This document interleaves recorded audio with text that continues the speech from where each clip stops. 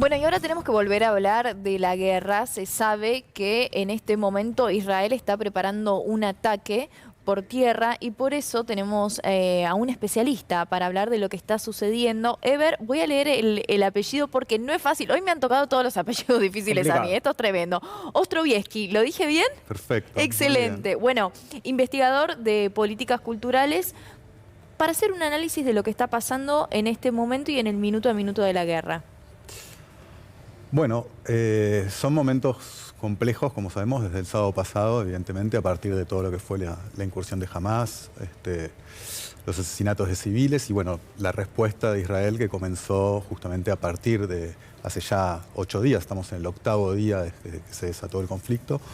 Pero hoy, estas horas, digamos, las horas del día de hoy y la noche de hoy son claves porque puede ser el momento en el que se desate la ofensiva terrestre de Israel en la Franja de Gaza. ¿Sí? Estamos casi llegando a la medianoche, casi 11, 12 de la noche. Exacto, Israel había dado un ultimátum en el día de ayer, complejo, porque lo que pedía Israel era que se evacuara el sector norte, el tercio norte, podríamos decir así, de la Franja de Gaza, ante la incursión que planifica hacer para destruir la infraestructura de Hamás y avanzar en esta operación que lo que pretende, desde la retórica por lo menos de Netanyahu, es terminar con Hamás, exterminar a Hamás, a lo que sabemos que con este tipo de grupos insurgentes, terroristas, no convencionales, es muy difícil de llevar adelante.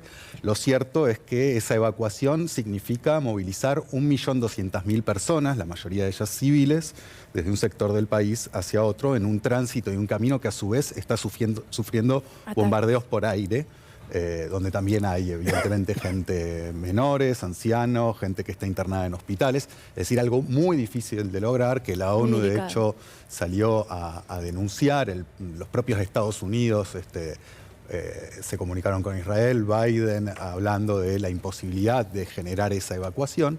Pero bueno, ese fue el ultimátum, se van corriendo las horas. Lo cierto es que es más que probable que estemos en la previa a esa invasión por tierra, lo cual es un hecho que cambia fuertemente lo que es la lógica del conflicto. Bueno, cambió evidentemente el sábado pasado, sí, pero que cambia muy fuertemente la manera en la cual se va a administrar ese conflicto y notablemente la estrategia de Israel frente a lo que es Hamás y la Franja de Gaza. A ver, veníamos, lo que sucedió el sábado pasado justamente es un ataque terrorista porque se atacó a civiles de manera inesperada, sin un previo aviso.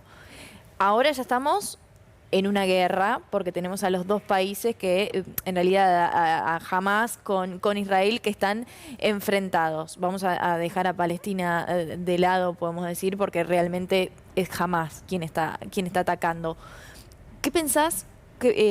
¿Cuáles pensás que pueden ser las consecuencias de un ataque por tierra por parte de Israel?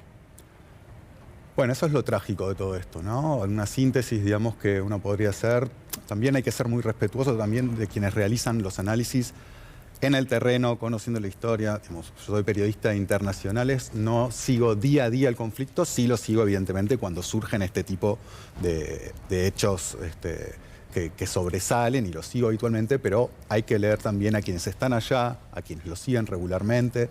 Bueno, ustedes tienen en el canal a Pedro, que es un especialista en el tema. Igual a Gaby, que está trabajando allá. Gaby, que está de enviado allá, digamos, todo eso es muy importante. Lo que sin dudas es problemático es que a raíz, o digamos, después de lo que fue este ataque que podemos denominar de terroristas, de crimen humanitario, digamos, que más allá de las discusiones en torno a la denominación, porque todo esto también tiene trasfondos ideológicos y políticos, pero que son evidentemente condenables y crímenes como mínimo de guerra y humanitarios, ataques terroristas.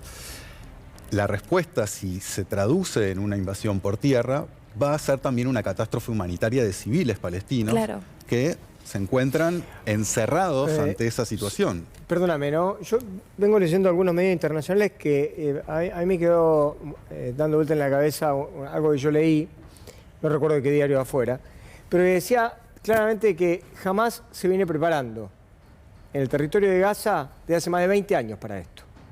Es decir, que hay una preparación de la misma manera que sorprendió a Israel, al ejército mejor entrenado del mundo, etcétera, etcétera, en su propio territorio, dice, ahora cuando vengan a invadirnos, no nos van a sorprender porque para esto nosotros nos venimos preparando desde hace 20 años. Y como una emboscada. Sí, y además, sí, digamos, para un desembarco israelí. Pero además, esto tiene una enorme complejidad, porque dicen que el ataque va a ser por agua, por tierra y por aire. Y tiene una enorme complejidad de todo punto de vista, porque vos en ese territorio tenés rehenes. Y civiles, palestinos. Sí, pero tenés los propios rehenes israelíes que están, por eso la pregunta va dirigida a él, respecto de cómo haces vos, porque las familiares de las víctimas salen por los canales de televisión pidiendo de que le devuelvan a sus familiares, y esta operación compromete seriamente la posibilidad de que esos rehenes puedan perder la vida. Sí, ahí está toda la complejidad del tema. Digamos, son temas difíciles, voy a tratar de ver sintéticamente, por lo menos desde mi perspectiva y lo que podemos analizar. Tenés varios problemas. Digamos. Por un lado, efectivamente, los estimados entre 120 y 150 rehenes que están en Gaza, rehenes de Hamás, y que efectivamente sus familiares reclaman. Israel es un tema muy largo, pero tiene una relación muy particular con todo lo que es toma de rehenes, sean civiles o militares. Digamos, hay un deber del Estado de que los rehenes deben volver a casa, incluso muertos, pero deben volver a casa, vivos o muertos, digamos. Ahí hay un tema muy, muy importante, que es la recuperación de esos rehenes. El tema es que estamos frente a un hecho inédito, porque son 150. Si hacemos un poquito de historia, incluso reciente, Israel ha llegado a realizar intercambios con Hamás, incluso de prisioneros por rehenes, que se intercambiaba un militar rehén de Hamás por 1000 militantes de Hamás que estaban presos en Israel. Es decir, que hay un interés muy fuerte en que eso se solucione. Pero son 150, lo cual es muchísimo y es muy complejo. Y por otro lado, lo que trataba de sintetizar bajo esta idea de cambio de paradigma es que una invasión terrestre a Gaza no es simple, porque no estamos frente a un enfrentamiento tradicional o convencional. De hecho, esta solicitud, digamos, que en cierta medida es un poco cínica, porque no puedes evacuar 1.200.000 personas en 24 horas. Tal cual. Pero a lo que apunta, o el discurso, digamos, desde el gobierno israelí, es que lo que pretende es, por un lado, avanzar sobre posiciones de Hamás y destruir todo un entramado de infraestructura subterráneo que tiene Hamás en la Franja de Gaza, desde donde organiza sus operaciones militares, pero también hay tráfico de mercancías. Recordemos que hay un bloqueo a la Franja de Gaza, lo cual genera toda una serie de movimientos que se desarrollan en lo que en la jerga del Medio Oriente se llama el subte o el metro de Gaza, es decir, todo un entramado subterráneo en el cual además se refugian, digamos, los militantes de Hamás. Eso es complejo, por eso es un cambio. Recordemos que Israel se retiró de la Franja de Gaza en 2005, retiró sus colonos, se retiró militarmente, aunque mantiene un bloqueo y un asedio y ataques cada cierta cantidad de años como para frenar la capacidad ofensiva de Hamás. Inicialmente, digamos, si nos vamos 9 días atrás, esto comenzó hace 8, Israel no tiene ningún interés en volver por tierra a Gaza. Es un problema enorme.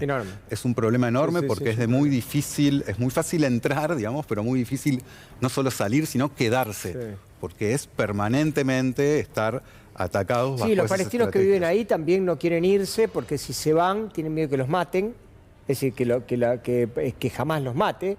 Es decir, si huyen de las casas, tienen miedo que morir en los bombardeos, no pueden refugiarse. Egipto tampoco abre la frontera, recordemos que Gaza limita con Israel y con Egipto. Es una trampera. No, para la población civil de Gaza es una trampa muy compleja. Te quería hacer una pregunta. ¿Podríamos decir que hoy un palestino está expuesto a dos peligros? ¿El Estado de Israel, el ejército israelí y el grupo Hamás de terroristas? Bueno, la población civil se encuentra bajo ese problema, digamos, ahí se encuentra asediado, digamos, hace varios años, digamos, ¿no? Es una situación que bueno, no vamos a hacer toda la historia del conflicto, pero digamos, de los dos territorios, Cisjordania y Gaza, Gaza es como el sector mucho más pobre, mucho más, donde las infraestructuras están ausentes, donde más del 45% de la población vive de la ayuda humanitaria de las organizaciones internacionales, donde tenés casi la mitad de la población es menor de 14 años. Estamos hablando también no de necesariamente cómplices civiles o militantes de Hamas, también estamos hablando de niños, en muchos casos menores de 14 años. Es decir, ahí hay una enorme complejidad y ahí tocas también un punto en el cual hay que ver qué es lo que sucede en la franja. Yo lo señalo fundamentalmente para destacar lo que es el fanatismo de los grupos terroristas. O sea, ser terrorista es sembrar terror, no solamente frente a un enemigo externo, sino dentro de tu propia población. Seguro. O sea, imagínense ustedes que... Sí, como que la desobedecer les puede perjudicar. Es lo que decía Néstor, para un palestino en este momento tampoco es opción salir a la calle porque intentar irse de ese régimen puede conllevar un peligro. Llevados por un fanatismo que es la idea de exterminar al pueblo judío. Entonces, no se puede negociar, no se puede interactuar con alguien que tiene principios fundamentalistas. No hay una ética común, una ética de intercambio, al punto tal de que, de alguna manera, el grupo Hamas está sometiendo al pueblo palestino al terror de convivir con ellos e incluso, como bien explicaba él, a lo que va a ser la represalia del ejército israelí, ¿no? Ahora yo pregunto si esto sabemos cómo comenzó, ¿sí? Hace 8 días, no se sabe cómo va a terminar, ¿no? Porque durante la semana como que fueron avanzando, ahora esto que decían ya la noche de allá esperando este posible nuevo ataque o avance, si se quiere, me parece que el riesgo sigue en aumento, que no hay al menos una negociación, una conversación que, como vos decís, es inexistente hasta ahora. Lo que pasa es que para una visión humanitaria, en el ojo por ojo, vamos a terminar todos ciegos.